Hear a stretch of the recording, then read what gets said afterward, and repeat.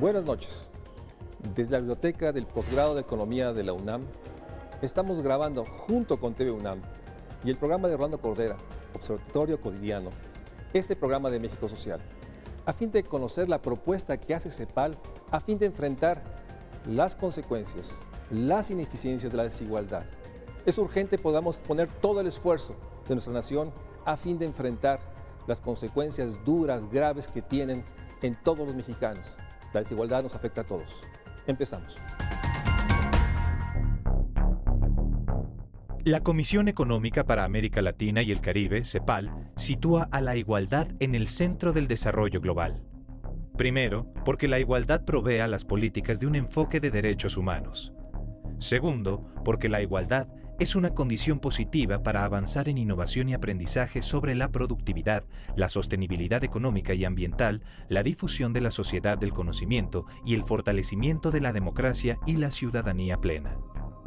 En este contexto, la CEPAL reafirma su compromiso con la igualdad mediante la propuesta de orientaciones estratégicas para aumentar la eficiencia dinámica de las economías latinoamericanas y caribeñas sobre la base de un nuevo paradigma de desarrollo que tenga como componentes centrales el desarrollo de capacidades y la construcción de estados de bienestar, donde la revolución tecnológica se ponga al servicio de un sendero de crecimiento con bajos niveles de carbono.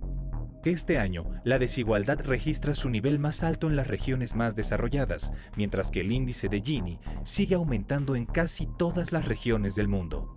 Datos del documento La ineficiencia de la desigualdad de la CEPAL evidencian que en los países de la Organización de Cooperación y Desarrollo Económico, ese índice alcanzó su mayor valor desde la década de 1980. En Latinoamérica, el índice de Gini tuvo un valor promedio de 0.4775 unidades, con lo que la región alcanzó su mínimo histórico en términos de concentración del ingreso en la última década, aunque mantiene los mayores niveles de desigualdad del mundo.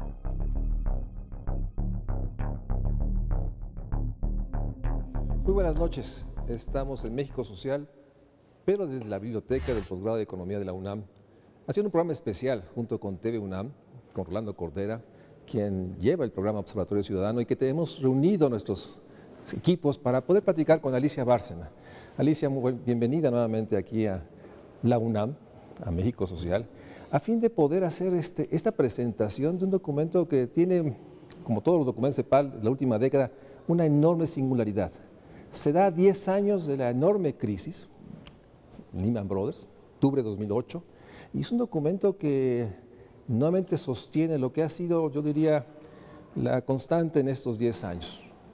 Es la igualdad lo que hay que construir. Y antes de empezar, y posteriormente que Rolando Cordera haga las preguntas, nos gustaría a ambos el poder tener un balance desde la CEPAL de estos 10 años. 10 años que han sido años de constancia, percepción de la enorme crisis financiera, de esperanza que hubiese mayor regulación, mayor control del capital financiero, pero también de paradojas. La estridencia de recuperar la igualdad como bandera, pero la constante de que la concentración de riqueza e ingreso no cede. Alicia, muchas gracias por estar aquí, en este caso con TV UNAM y Canal 11. Claro que sí, muchísimas gracias. Y yo creo que es muy pertinente tu pregunta porque llevamos una década de análisis, por lo menos en la CEPAL, de tratar de abordar este gran tema de la desigualdad, no solo de la pobreza, sino de la desigualdad. Creo que en esta década nosotros podemos ver aspectos interesantes. Primero que nada, después de la crisis, el crecimiento económico, por supuesto, disminuyó fuertemente, una desaceleración muy importante y prácticamente entre 2000 y 2009 estábamos creciendo alrededor del 3,8% promedio, con mucho dinamismo de Sudamérica, menos dinamismo de Centroamérica y México, en realidad como resultado del boom de los commodities, ¿no? Pero a partir del 2012 y después 2017 hay una desaceleración del crecimiento a 2,3% y desde ahí no hemos podido repuntar como región. Yo creo que inclusive hemos tenido mucho más problemas en Sudamérica que en México y Centroamérica. Hay países que, digamos, que tuvieron realmente una muy fuerte contracción del crecimiento, como es el caso de Brasil, por supuesto Venezuela. Argentina hubo un cambio político muy fuerte en esta década. de una serie de políticas, yo no sé cómo calificarlas, pero políticas más orientadas a lo social, y hoy tenemos otro tipo de políticas económicas, y por lo tanto, pero es un país que no ha podido repuntar. Incluso este año nuestra proyección para Argentina es negativa, de menos 0,3%. O sea, los grandes países de América del Sur no han podido lograr un crecimiento dinámico en esta década. La excepción este año va a ser Chile, ¿no? Que es un país que ha podido mantener un crecimiento de 3,9, muy relacionado con el precio del cobre también y con mayor inversión. Déjame decirte cuál es la tendencia que nosotros observamos entre cuáles países crecen más o crecen menos, de acuerdo a una variable que hemos medido por varias décadas y en esta última muy especialmente, que es la inversión pública. Los países que mantuvieron inversión pública, como Colombia, como Bolivia, básicamente República Dominicana, y Panamá, por supuesto, son países que han logrado mantener tasas más altas de crecimiento durante la década. Yo te diría, obviamente, muchas de estas inversiones, como el caso peruano, vienen de antes porque son inversiones en el sector de minería, o sea, pero hay países como Colombia, como Perú, como Bolivia, que han logrado disminuir sus tasas de pobreza en forma muy importante. Yo creo que eso sí hay que reconocerle a nuestra región, que en la última década logró disminuir sus tasas de pobreza en forma muy importante. Ahora, entre 2000 y 2008, yo diría que la mayoría de los países no apuntalaron la inversión. La inversión siempre fue la variable de ajuste ante menor crecimiento. Sí, que era un poco la preocupación y la discusión, ¿no? Así es. La cuestión era, bueno, está muy bien el boom, hay que aprovecharlo, pero ¿cómo lo vamos a sembrar? Exacto. Y no se lo que aprovechó. estás diciendo es que no se sembró por lo menos lo necesario. Yo creo que no. Yo creo que efectivamente, te digo, hubo países que sí, Colombia sí, Panamá también, República Dominicana también, pero países como México, no. Incluso en Centroamérica hubo mucho más apetito por inversión que en México, por ejemplo. Entonces, inversión para mí es una variable que hay que medir durante toda la década y ver cómo tiene un comportamiento diferenciado entre los países. El otro es la pobreza, que como te decía, yo creo que hubo una tendencia a disminuir la pobreza, sobre todo en Sudamérica.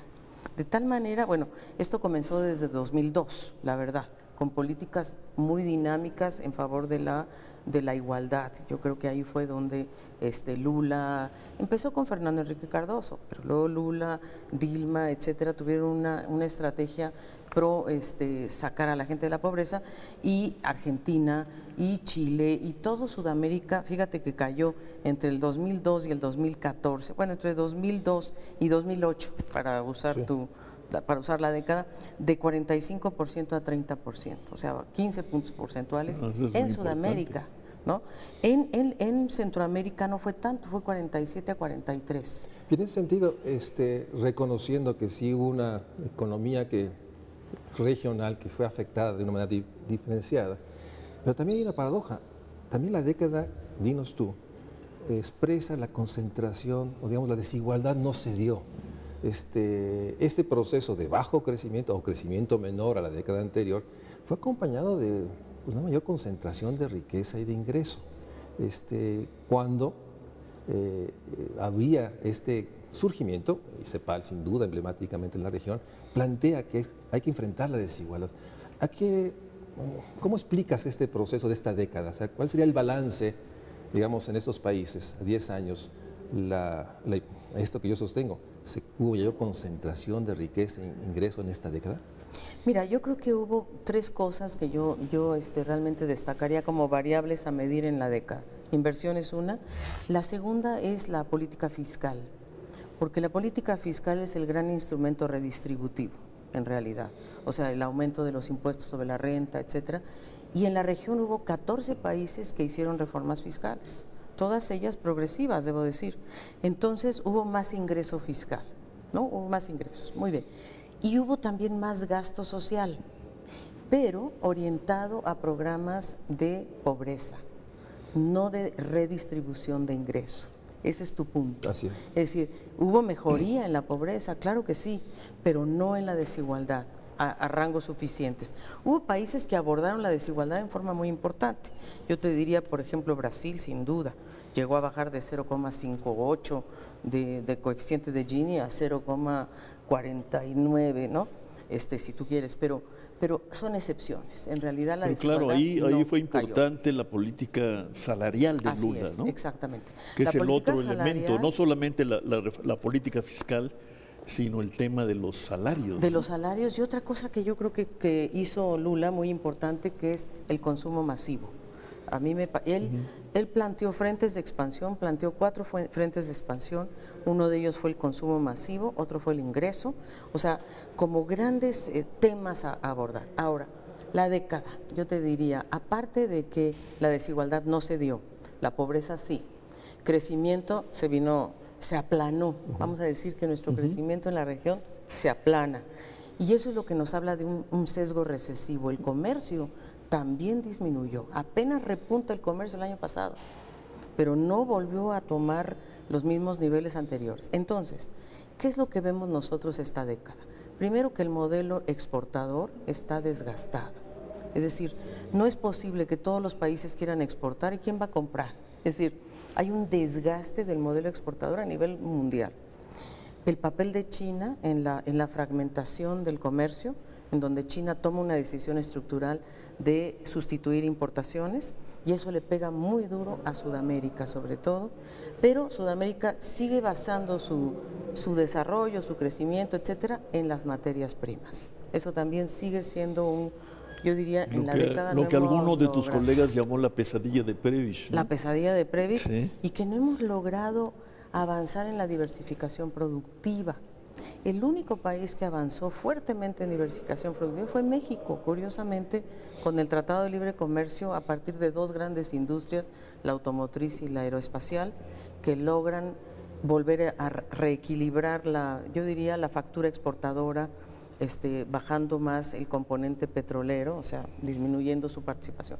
Pero entonces, la década, ¿qué te deja? Te deja que no hemos hecho lo suficiente para disminuir la desigualdad, para cerrar las brechas estructurales productivas, no hemos diversificado nuestra estructura productiva lo suficiente, hemos hecho programas sociales, sí, hemos hecho reformas tributarias, pero que nuevamente llegamos a un cierto estancamiento. El comercio no es lo dinámico que quisiéramos. Y otro factor que vemos en esta década es el aumento de la deuda. El endeudamiento es importante, es decir, las bajas tasas de interés que disfrutó la región en realidad en los últimos 3-4 años, porque eran bajas tasas de interés, y el quantitative easing, o sea, la flexibilidad monetaria de Estados Unidos, hizo posible que llegaran grandes capitales a nuestra región, pero otra vez no los hemos sabido aprovechar. Sí creció la inversión extranjera directa, sí llegaron capitales a nuestra región, pero no hemos sabido aumentar el stock, por ejemplo, realmente, sino que más bien son compras, son adquisiciones, son ese tipo de cosas. Y la otra parte que yo creo que la región está dividida en su apetito por una transición energética. Creo que Sudamérica está mucho más comprometida en una transición hacia energía renovable que Centroamérica y México y la zona andina. Es decir, tenemos ya no podemos hablar de la región como un todo, porque hay tanta heterogeneidad entre los países que es muy difícil. Pero en balance te diría, el crecimiento estancado, la desigualdad estancada, la pobreza no, aumentó. Los programas disminuyó sociales, la pobreza. Disminuyó la pobreza, aumentó el gasto social en materia de programas como todos los programas que se han hecho, Prospera, Familia Prospera, todos esos programas fueron inclusive extendidos a países más pobres como Bolivia, Perú, etcétera. Entonces, esas cosas ayudaron a sacar a la gente de la pobreza extrema, con excepción de México. México es el país donde la pobreza aumenta. Así es. Deja hacer un corte y regresamos para, en este contexto, nos presentes realmente la enorme pertinencia de un documento llamado La ineficiencia, la desigualdad, y podamos entrar no solo en el diagnóstico y los costos que ha significado para la región, para el país, la desigualdad y las propuestas. Vamos a un corte y regresamos aquí con TV UNAM, con Canal 11, aquí en la Biblioteca del Posgrado de Economía.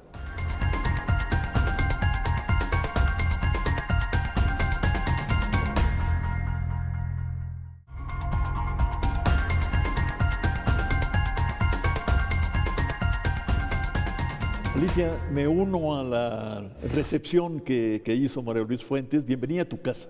Muchas gracias. Me da mucho gusto y me da mucho gusto que este esfuerzo conjunto, Canal 11, TV UNAM, se inicie, en nuestro caso, contigo y con la CEPAL. Es una buena manera, diría yo, de participar en la celebración de los 70 años de que la CEPAL se fundara. Aquí mismo, con 2 canales universitarios en un escenario universitario por excelencia. En 2010, tú y la CEPAL, frente a la secuela de la gran recesión, dijeron, es la hora de la igualdad. Y recuerdo que tú dijiste también, claro que es una época de cambios, pero sobre todo, eso fue tu énfasis de aquel momento, asumamos que estamos entrando a vivir un cambio de época. Yo no sé si podríamos decir a esa distancia que en efecto estamos ya en un cambio de época, o bien, tendríamos que admitir que si empezó el cambio de la época, lo que nos ofrece este cambio no es para bien. Más bien parece un trayecto duro, tortuoso. El alemán estudioso Wolfgang Streeck ha dicho, pues es algo así como la repetición del fin del Imperio Romano y la entrada a la Edad Media, Edad Oscura, llegan a hablar algunos, una transición dolorosa. Visto desde nuestra región, del extremo occidente, ¿tú dirías que sí, que en efecto el cambio de época está perfilándose en esa ominosa dirección? Bueno, mira, muy interesante la verdad, y déjame decirte que estoy muy agradecida con Canal 11 y con TV UNAM de ser la pionera y la que inaugure esta acción conjunta.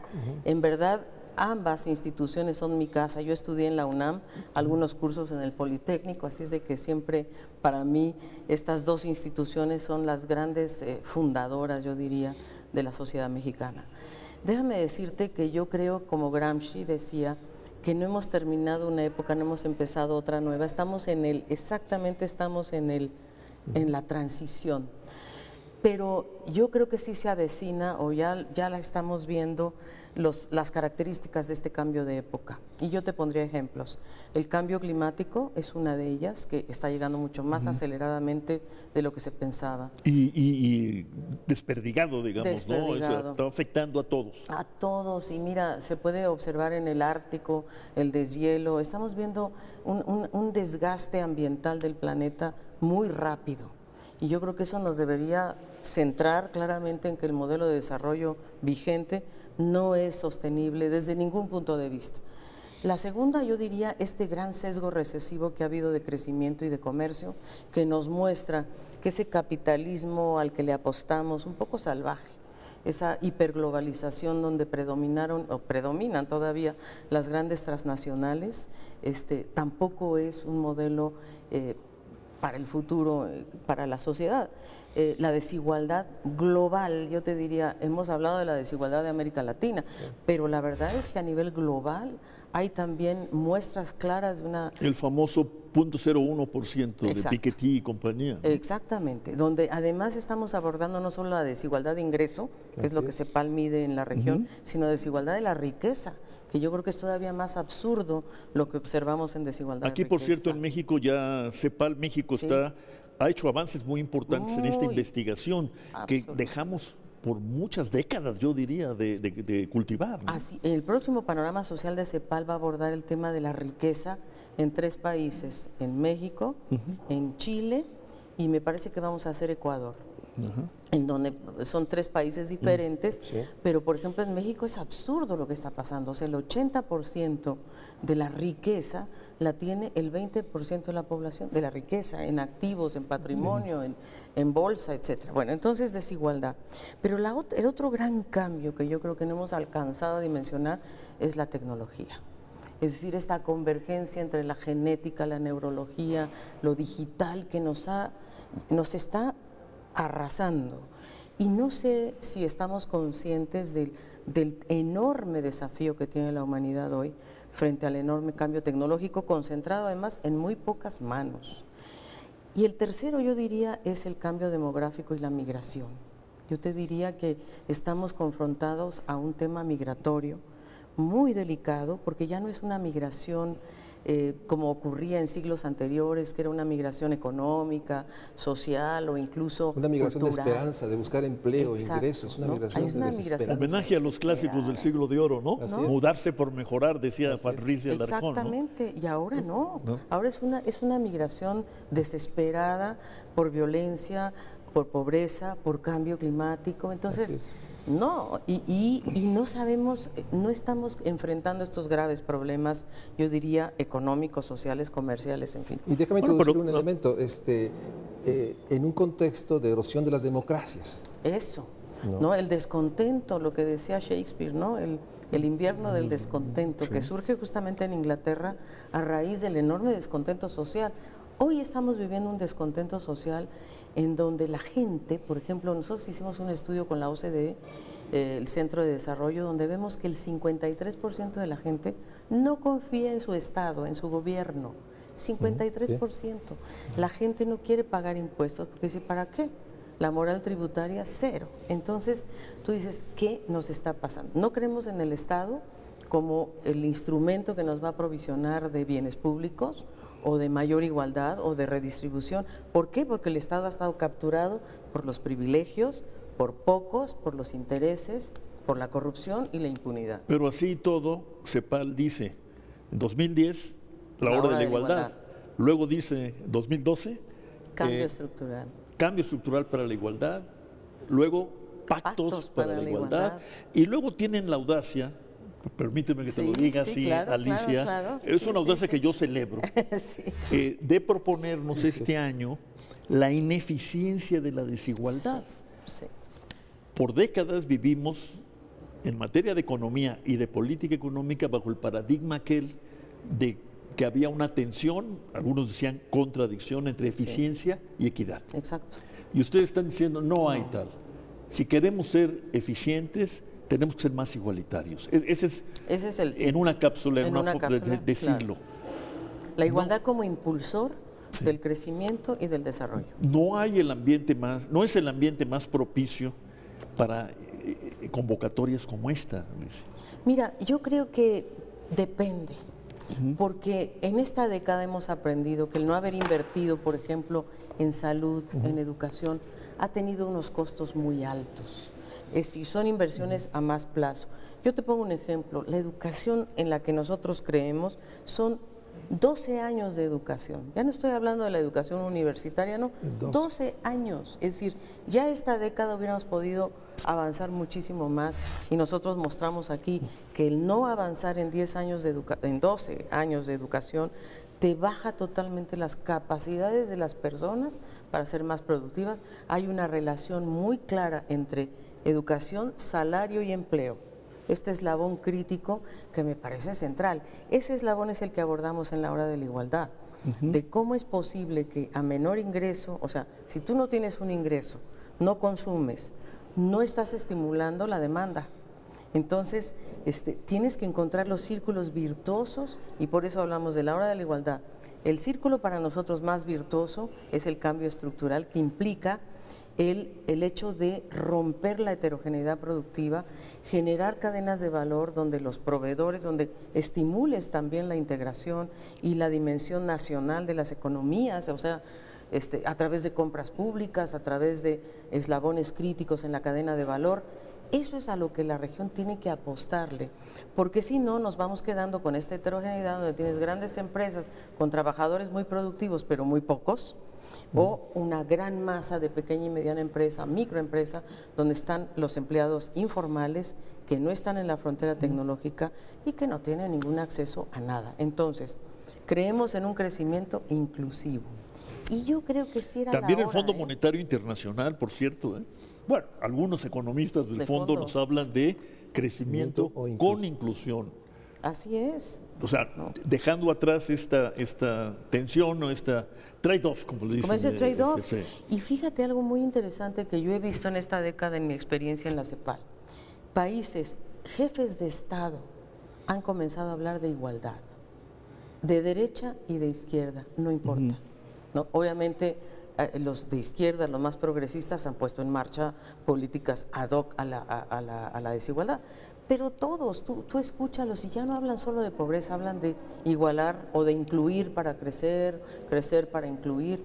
Todos están hablando de la importancia de la inclusión social. Y con la paradoja de Trump, finalmente este es un estridente ruido, ¿no?, que sigue marcando esta época o esta parte de época. Parecía ser que las certezas de hace 10 años, la convicción de un mundo integrado en el cual el acuerdo múltiple era la razón, se rompe. Y en ese sentido yo reconozco como Rolando la enorme pertinencia, fuerza, y celebramos el plantear que la desigualdad genera ineficiencias enormes, y sobre todo es muy relevante para nosotros, ahora que estamos a punto de iniciar una nueva administración, el que este documento alimente las reflexiones, los diálogos, las discusiones. Déjame ir a un corte y regresamos para entrar realmente a digamos, las propuestas, las ideas, porque en síntesis, déjame frasearlo como lo hacemos muchas veces en la UNAM, hay atrás la convicción de un nuevo curso de desarrollo. Así es. Esa sería la síntesis. Ese es el tamaño de la audacia, es transformar el curso de desarrollo. Vamos a un corte y regresamos aquí con Alicia Bárcena, Rolando Cordera, en este programa conjunto TV UNAM, Canal 11, sobre la ineficiencia de la desigualdad.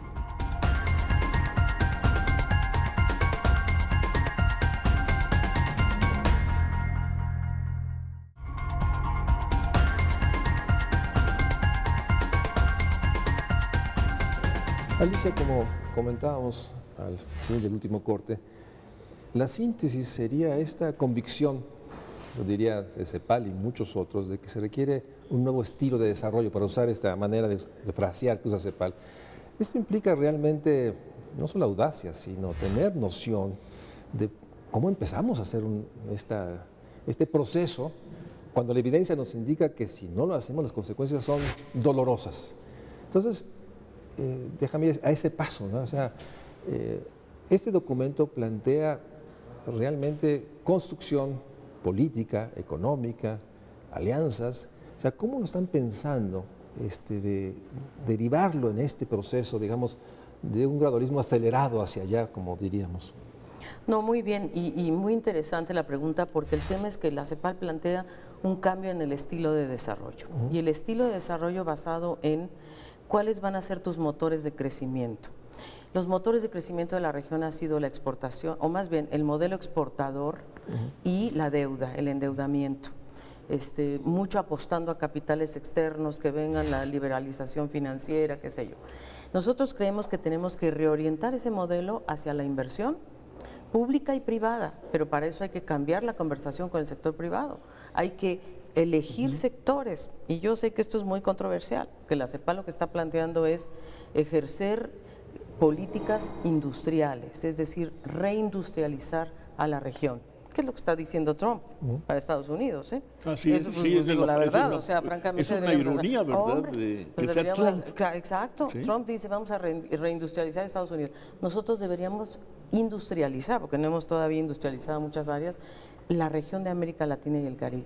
Y no solo para manufactura, que no nos equivoquemos que industria no es sinónimo de manufactura, sino crear cadenas de valor que sepamos darle cada vez más valor a nuestras materias primas, por ejemplo. No puede ser que estemos exportando el cobre en bruto o la plata en bruto. Deberíamos tener capacidades científicas y tecnológicas mucho más arraigadas a las materias primas que tenemos, y nadie dice que no. Pero realmente abrir nuevos frentes de expansión con una reindustrialización o una industrialización basada en la innovación científica y tecnológica. Y mira, nosotros no estamos planteando que toda la inversión científica y tecnológica venga del Estado. No, el sector privado tiene que jugar en ello, pero necesitamos un Estado que regule, un Estado que ponga reglas claras y que fije condiciones. Entonces, el crecimiento basado en inversión. Segundo, industrialización, nuevos sectores y sectores dinámicos que estén asociados a la sustentabilidad ambiental. energía renovable. Por ejemplo, la transición energética urgente que necesitamos. ¿Qué tan avanzados vamos en este tema? ¿De energía? Que lo veíamos como crucial, ¿no? Prácticamente un tema histórico. O vamos rumbo a la transición o algo grave va a pasar. Pues ya llevamos muchos años hablando de eso. Mucho. Pero yo creo que hay países que sí están de frente en la transición energética hacia una matriz limpia. Porque obviamente también tienen recursos hidrológicos importantes, como es el caso de Brasil o Paraguay, o en fin. Pero hay países como Uruguay y Chile que, siendo pequeños, pero son importadores netos de petróleo, por ejemplo. Entonces han tomado una decisión de Estado, ¿no?, de largo plazo, de decir, en el 2050 queremos tener el 70% de nuestra energía renovable, por ejemplo, y dan señales al sector privado hacia esa dirección. Entonces, sí se ha avanzado, no lo suficiente, creo yo. Los países dependientes de petróleo y con las alzas del precio, este año el precio aumenta 30% el petróleo, entonces pues ahí es un poco contrasentido. Pero creo que la transición se ha iniciado sobre todo en energía solar, en energía eólica. Lo que a veces nos preocupa es que no hay capacidades para almacenar mucho tiempo esta energía, y eso también es una falla tecnológica que hay que abordar. Pero yo sí creo que hay que moverse hacia la economía circular, hacia ciudades mucho más habitables. No puede ser que tú de un lugar a otro en ciudades como esta tengas que pasar 2 horas en el automóvil. Es que eso me parece ridículo. Y ustedes lo exponen, ¿no?, en este documento. Tú lo expusiste hace un momento en tu conferencia inaugural aquí en el posgrado, ¿no? Exactamente. Que es escalofriante, El ¿no? uso del tiempo de la gente, o sea, te vas a pasar 4 horas en un automóvil, pues no, ¿verdad? O sea, como que ese es el estilo de desarrollo al que nos referimos nosotros. Es decir, no podemos seguir viviendo en las condiciones en que estamos viviendo. Un estilo de desarrollo, déjame introducirlo para que no se nos vaya, en que el documento hace muy claro esta enorme inequidad de género. Ahorita que Rolando lo mencionó, o sea, a mí me sorprendió tu afirmación. Son las mujeres las que pasan más tiempo en el transporte público. Definitivamente. O sea, hasta ahí está la inequidad. O sea, y de ahí el planteamiento, déjame ir más hacia puntos, de recuperar esta economía del cuidado como un gran eje para enfrentar esta realidad. Y la economía del cuidado puede ser un sector muy dinámico de la economía. Es decir, Uruguay es uno de los países que ha instalado la economía del cuidado como una política pública nacional. Ellos tienen un sistema nacional de cuidados pagado por el Estado, en donde cuidan a viejitos, a mujeres, a niños, a discapacitados, etc. Pero al liberar el tiempo de las mujeres, tú lo que haces es que ellas puedan integrarse al mercado laboral y que sus conocimientos, en general las mujeres en América Latina están mejor educadas que los hombres, han pasado más años de escolaridad que los hombres, pero no les sirve de nada porque se regresan a sus casas. Entonces, cuando ves los ninis, los famosos llevados y traídos, el 20% de los ninis en América Latina, la gran mayoría son mujeres jóvenes. Entonces, no hombres. Con educación. Con educación, que se tienen que ir a sus casas. Entonces, sistemas de cuidado, yo creo que es una frontera de expansión. Estamos envejeciendo, la población en general envejece.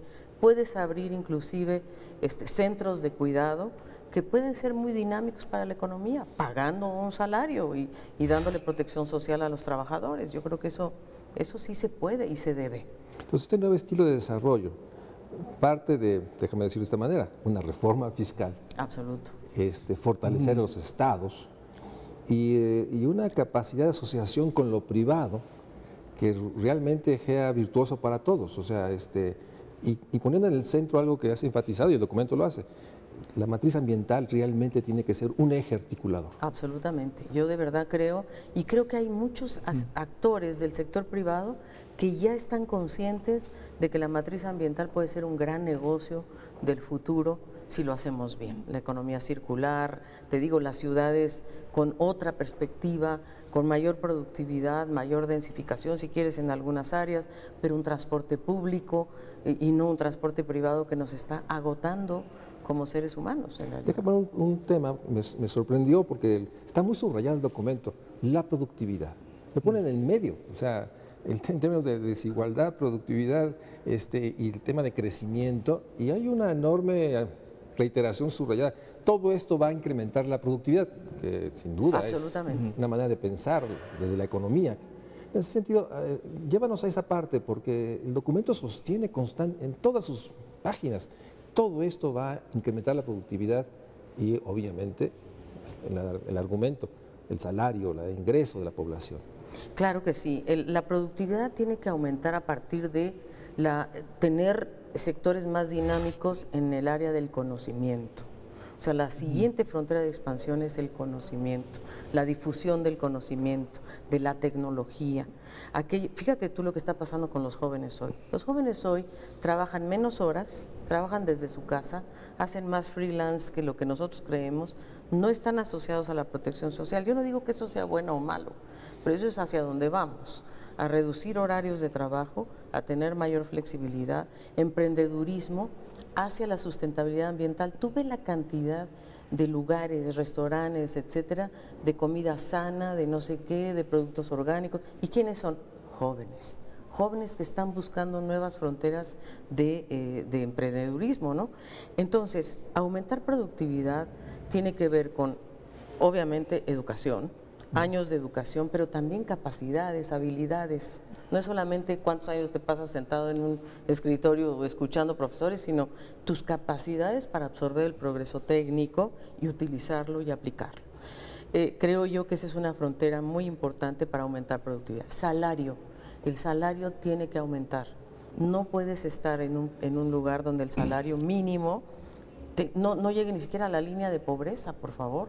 Coneval recientemente habla de ¿cómo se llama? Cuadruplicar el salario mínimo. Nosotros modestamente estamos proponiendo duplicar el salario mínimo y eso te lleva a una escala diferente de productividad, porque en la medida en que tú elevas el salario real, haces que la gente se enfrente a nuevas fronteras tecnológicas. La gente misma dice, pues yo tengo que mejorar, tengo que aprovechar las oportunidades, la capacitación dual, que yo creo que es muy importante con las empresas. Entonces, todo eso es elevar productividad con inclusión. La inclusión financiera es otro tema muy importante, es decir, nosotros no estamos en contra del capitalismo. Lo que creemos es que tiene que ser un capitalismo que se distribuya más ampliamente, es decir, por ejemplo, si vamos a hablar de financiera, de aspectos financieros, bueno, que haya mayor inclusión financiera.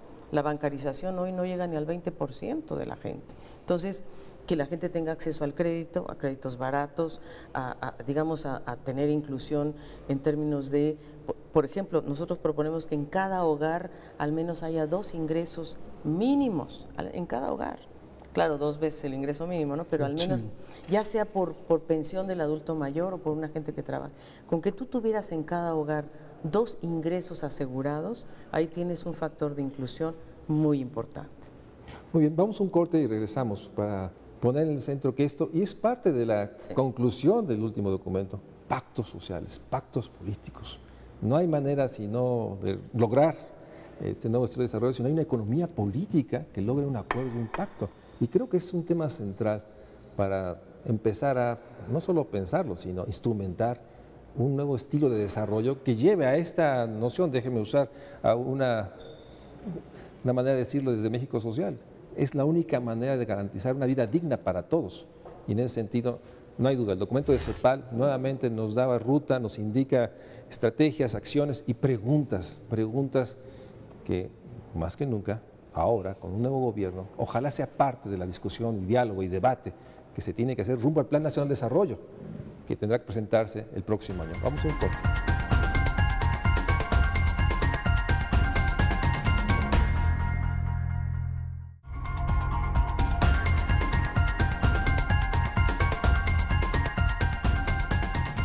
Alicia, este cambio, esta construcción más bien de un nuevo estilo de desarrollo, como lo está proponiendo CEPAL, y bueno, implica, pienso yo, no solo un Estado convencido, comprometido y capaz, que no es lo mismo, ¿no? Podemos tener estados muy convencidos, muy comprometidos, con una déficit de recursos humanos y de imaginación pues muy grande, y entonces las cosas no caminan. Pero esa es una deducción, casi una conclusión que uno saca de la lectura de los textos de CEPAL. Pero yo pienso que también se requiere otra manera, pero en esencia, gran movilización social. Esta movilización que alimente esta democracia en la que muchos ya no creen, que alimente al Estado, lo presione, lo estimule y dé lugar pues a nuevas maneras de, casi diría yo, para citar el documento, a nuevas formas culturales, ¿no? Sí. Alternas a esta cultura del privilegio tan empotrada. ¿Cómo está observando CEPAL el tema de las fuerzas sociales y de su posible convergencia en un consenso por un nuevo estilo de desarrollo? Es decir, la clase obrera, como decía la película italiana, no fue al paraíso, ¿no? No. Ahí está la clase obrera, pero uno siente que está, salvo en algunos casos, desperdigada, sí, sin capacidad, sí, de compensación, sí, frente al capital, la empresa y otros intereses, ¿no? Porque este es el gran contexto, sí, el gran matraz, donde se teje y se cuece y se mezcla la política con la economía y la voluntad, pues con la razón, ¿no?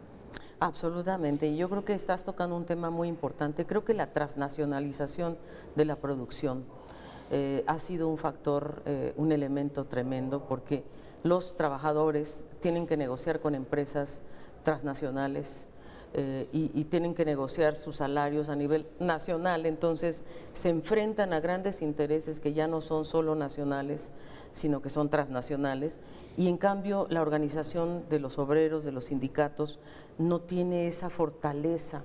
Y ahí en la CEPAL nosotros hemos estado muy vinculados al sindicalismo latinoamericano, precisamente para ayudar en la formación de capacidades de negociación de los trabajadores en esta nueva era, porque muchos trabajadores ven solamente su salario, ¿no?, como factor de negociación. No es eso solamente, hay que ver factores de producción en su conjunto.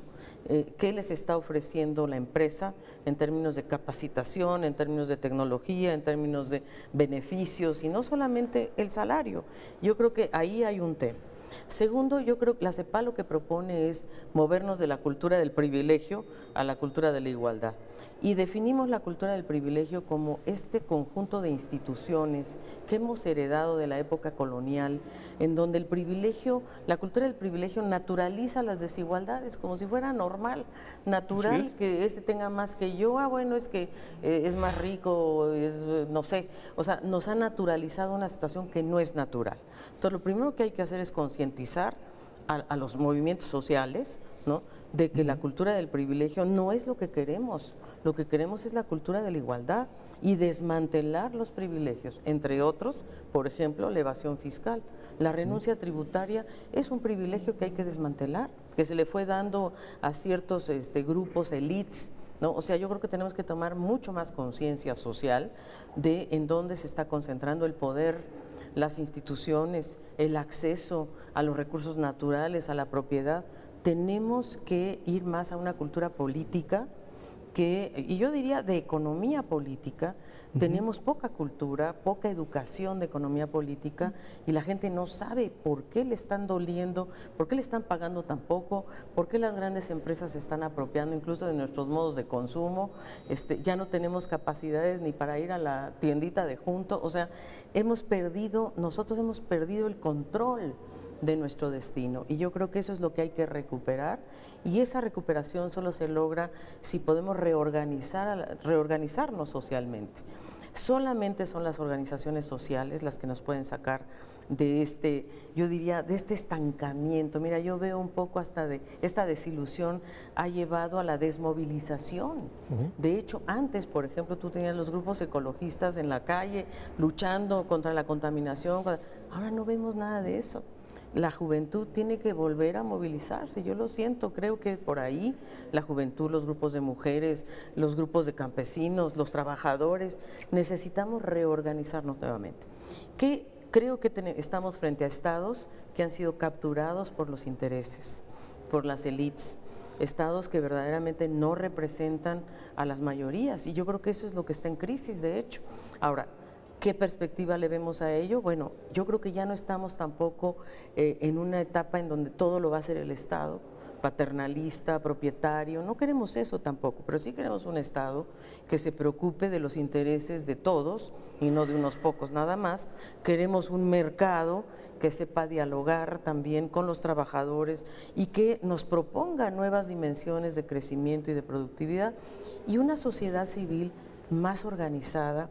Y que yo diría que la rendición de cuentas es un factor importantísimo, y ahí la transparencia. Yo creo que la tecnología puede ayudar, la tecnología digital nos puede dar acceso a la gente, pero hay que tener interés de hacerlo, de ver y de fiscalizar qué está haciendo el Estado, qué está haciendo el mercado y la rendición de cuentas. El monitoreo, ¿no? En la sí, democracia monitoreada, exacto. Dijo King, el gobierno abierto, ¿no? Exacto, Sí. Y los gobiernos poder, abiertos. Sí. Y en ese sentido la complejidad es mayor, porque en este contexto... Y la dificultad también. Sí, ¿no? Dificultad, claro. porque déjame introducir, en un contexto en el cual todos estamos convencidos y realmente vemos la ruta en la CEPAL, pero un contexto también que tocaron de las violencias brutales, que está también erosionando esas voluntades de estar en espacios con los otros, ¿no? Hay digamos, esta dimensión de violencias que no solo tiene impactos demográficos, sino está transformando nuestra sociedad. Urge y hace más evidente que un elemento fundamental es un Estado, como bien decía Rolando, legítimo, creíble, eficaz, eficiente, que tenga la capacidad de gobernar, porque eso está en el centro de esta propuesta para enfrentar la ineficiencia.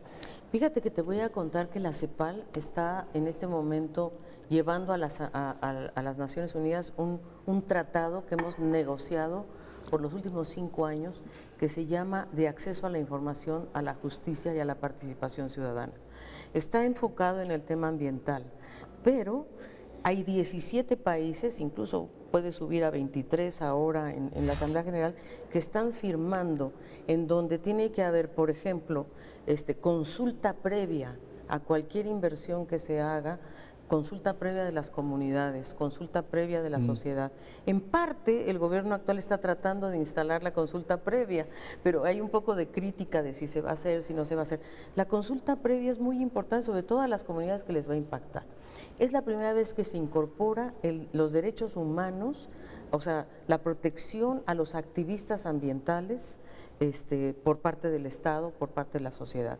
¿Por qué? Porque ha habido periodistas, ha habido activistas ambientales, activistas de género, que han muerto, o sea, que han sido víctimas de violencia por denunciar. Entonces, tenemos que volver a abrir la capacidad de denuncia, de movilización social sin violencia. Ahora, ¿cómo se hace eso? Pues, en realidad, la sociedad tiene que ser parte, y el gobierno solo no lo va a hacer. Y una dificultad mayor, digamos que se suma, hay un giro a la derecha. Sí. O sea, lo estamos viendo. Emblemáticamente el discurso de Trump diario nos muestra esta realidad. O sea, estamos en una situación en que está la propuesta de CEPAL, pero también hay esta dimensión. Entonces, yo sé que CEPAL está consciente, pero la urgencia es mayor por este giro a la derecha, incluso retrocesos, los ODS, que están también en el centro.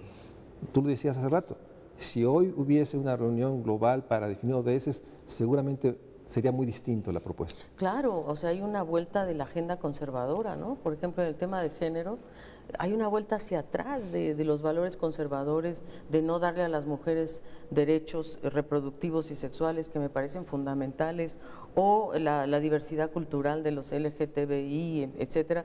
No, o sea, ¿cómo te diré? Hay sociedades que se están yendo para atrás, y la derecha está en cierta medida volviendo a recrear el modelo neoliberal, vamos a decirlo, económico, que ha mostrado tenemos claras muestras de agotamiento de este modelo neoliberal, de este modelo concentrador de riqueza, de tecnología. No es por ahí. Y yo creo que en la medida en que nos vayamos, digamos que la sociedad latinoamericana tome conciencia de la importancia de la inclusión social, para poder crecer, si nadie dice que no, o sea, no estamos en contra del crecimiento, pero sí de la concentración. Rolando, tienes unos segundos para cerrar este programa conjunto. Quisiera, aparte de celebrarte y celebrar a la CEPAL, Alicia, diría yo que este proyecto conjunto, Mario Luis, se da a 50 años de que tuvimos el movimiento estudiantil de 1968. El aldabonazo, en el sentido de que aquella manera de vivir, de convivir, de mandar, de obedecer, tenía que dejarse atrás, que había que cambiar, y luego inventamos. ¿Cómo cambiar? El respeto a la Constitución, el respeto a la ley, a los derechos. No hablábamos de derechos humanos, pero era eso, eran derechos humanos. Y muy pronto dijimos, el único camino es la democracia, la democratización del Estado. Y bueno, hablar del tema de la igualdad, el tema de la concentración, nos llevó al tema del poder, del gobierno, y vuelta al tema de la necesidad de una democracia mucho más robusta que la que hemos podido construir los latinoamericanos, incluyendo a los que vivimos más allá de Mesoamérica. Yo creo que definitivamente la democracia es el camino, y la democracia participativa. Y yo me alegro de verdad estar en este momento con ustedes, 50 años después del movimiento de 68, que nos tocó a nuestra generación. Somos hijos de esa generación tan dramática y de un cambio social que sí fue posible. Fue donde la universidad reforzó su autonomía de pensamiento. En fin, yo creo que el Politécnico, la universidad, la sociedad mexicana. Así es de que en estos 50 años del 68 tenemos que ir por un México que tenga compromiso con la igualdad. Y es una manera de conmemorar aquella gran unidad redescubierta, ¿no? PoliUNAM, ¿no? Más otras instituciones de educación.